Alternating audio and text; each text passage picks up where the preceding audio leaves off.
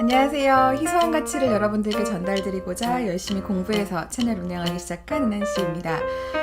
저희 지난 시간에 만성적인 스트레스에 대한 이야기를 나눴어요. 정확하게는 스트레스라는 것이 우리의 다이어트랑 어떻게 연결이 되고 우리가 스트레스를 받으면 왜 그토록 살 빼는 게 더 어려워지는지 또는 체중이 증가하는지 또는 왜 수습이 안 되는지에 대한 이야기들을 그 원인에 대한 이야기들을 좀 쭉 음식 중독과 더불어서 이야기를 나눴었습니다. 오늘은 그 스트레스라는 것이 만성적인 상태라는 것이 만약 확인되었다면 어떻게 하면 우리가 이 스트레스를 조절할 수 있을까에 대해서 정신과 의사들이 추천하는 방법, 그리고 또 많은 대학 교수님들이 추천하시는 방법, 또 주비스에서 이야기하는 방법들을 저희가 같이 살펴보면서 우리 삶 속에 있는 스트레스를 어떻게 하면 줄일 수 있을까에 대한 심리적인 부분을 이야기해 보려고 합니다.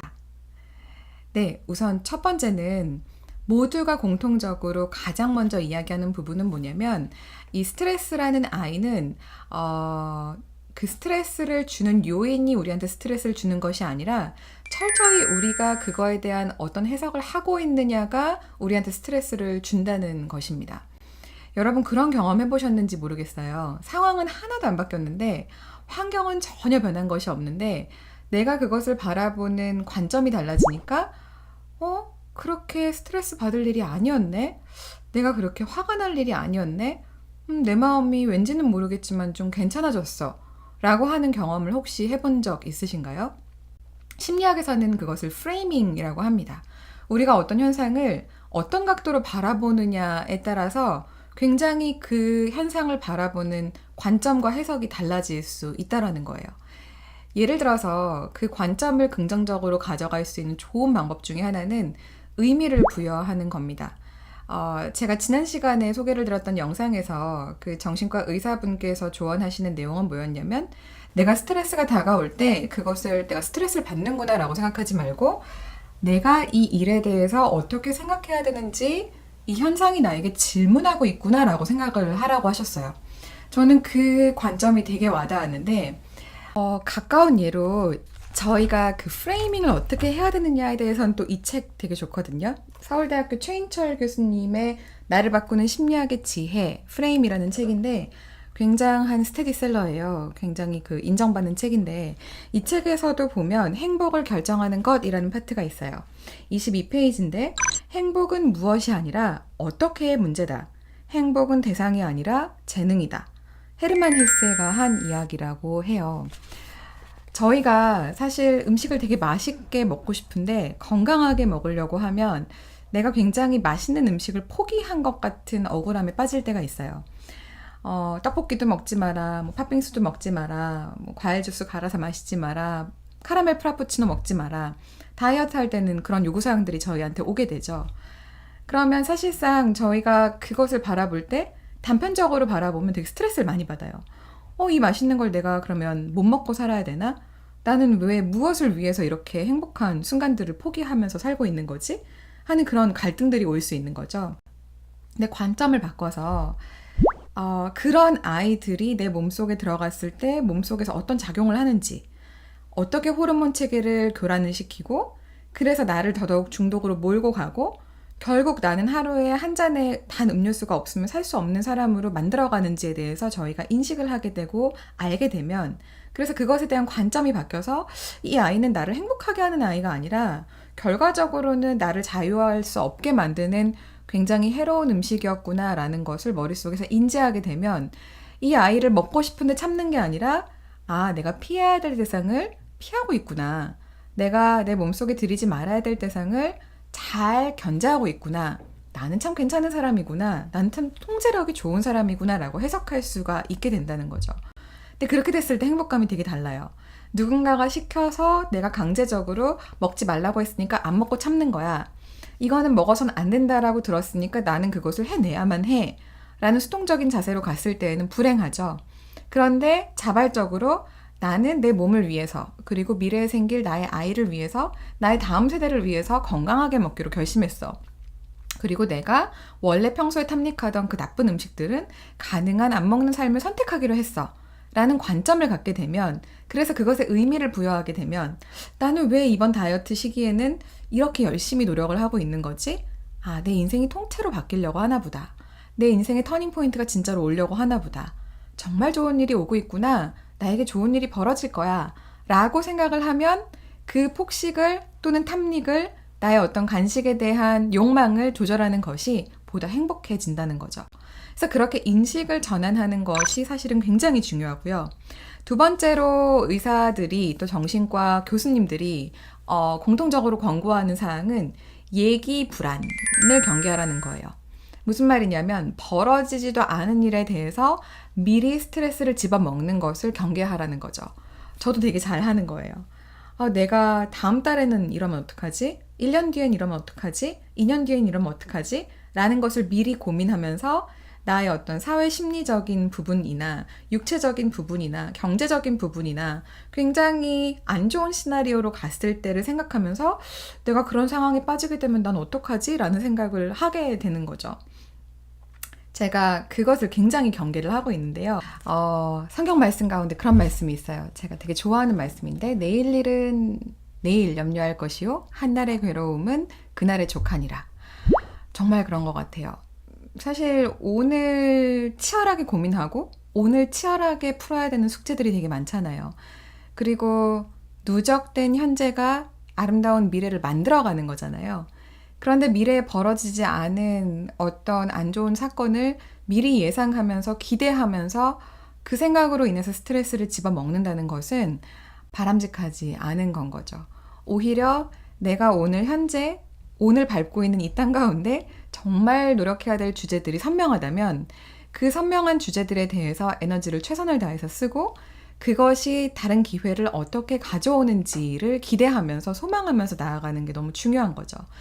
그래서 저는 너무 큰 염려가 저에게 이렇게 불어닥치면 이것도 걱정되고 저것도 걱정되고 이것도 불안하고 저것도 불안하고 하면 회개해요. 교회 다니시는 분들은 이 용어가 익숙하실 텐데, 신께, 그러니까 하나님께, 저는 믿는 신이 하나님이니까 하나님께 제가 기도를 하는 것은 저의 불신앙을 용서해 주세요. 지금까지 살아온 것도 제 힘으로 된 것이 아무것도 없었고 지금까지 된 것도 아무것도 제 계획에 의해서 된 게 아닌데 모든 것이 은혜로 된 것인데 제가 미래를 또 걱정하고 있습니다. 제가 미래를 또 염려하고 있습니다. 하나님, 제 불신앙을, 제 믿음 없음을, 제 믿음 부족함을 용서해 주세요. 그렇게 고백을 하고 나면 마음이 많이 편해지더라고요.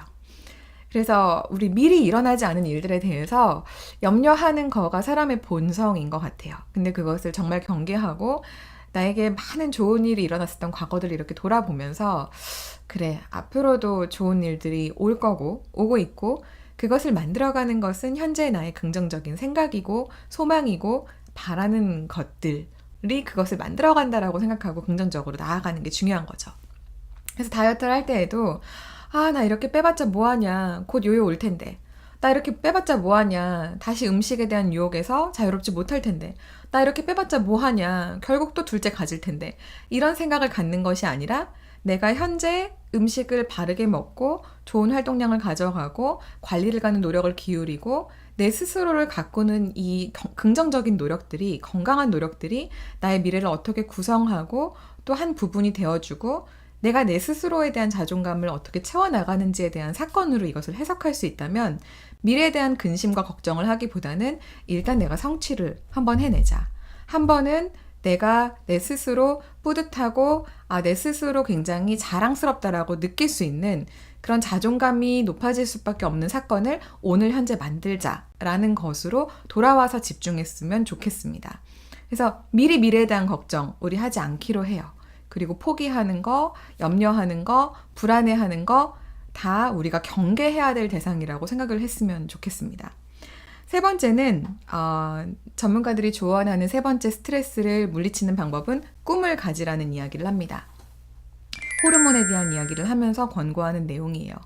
우리가 목표를 갖게 되고 성취를 하겠다라는 욕심을 갖게 되면 그 성취 동기로 인해서 세로토닌이라는 것이 몸속에 생긴다고 합니다. 이 세로토닌이라는 아이가 나오게 되면 식욕도 많이 잠재워지고요. 모든 에너지가 그것을 성취하기 위한 에너지로 집결이 된다라고 해요. 얼마나 아름다운 일이에요. 그쵸? 뭔가 목표를 갖게 되고 우리가 뭔가를 성취할 것 같아서 두근거리는 마음으로 내 마음이 설레이는 거. 진짜 기분 좋은 느낌이죠. 여러분은 어떤 일에 두근거리고 계세요?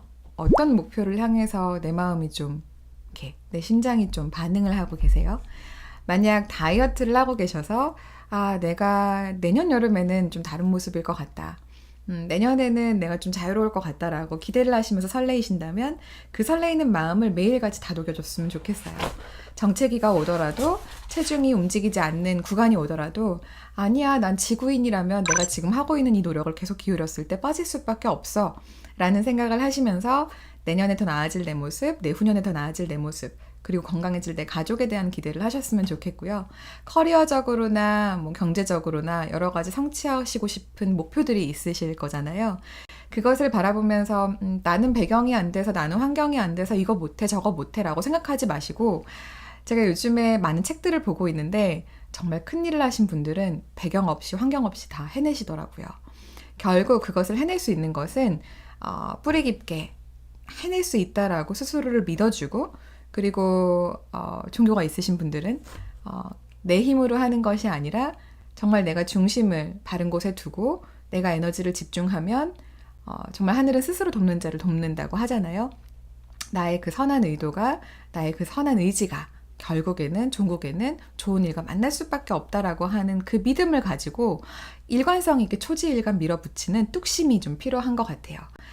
그래서 우리가 오늘 스트레스로 이야기를 시작을 했는데, 네, 스트레스라는 녀석을 평생 피하지는 못할 거예요. 그리고 그 스트레스는 때로는 건강한 녀석으로 우리에게 작동하기도 하죠.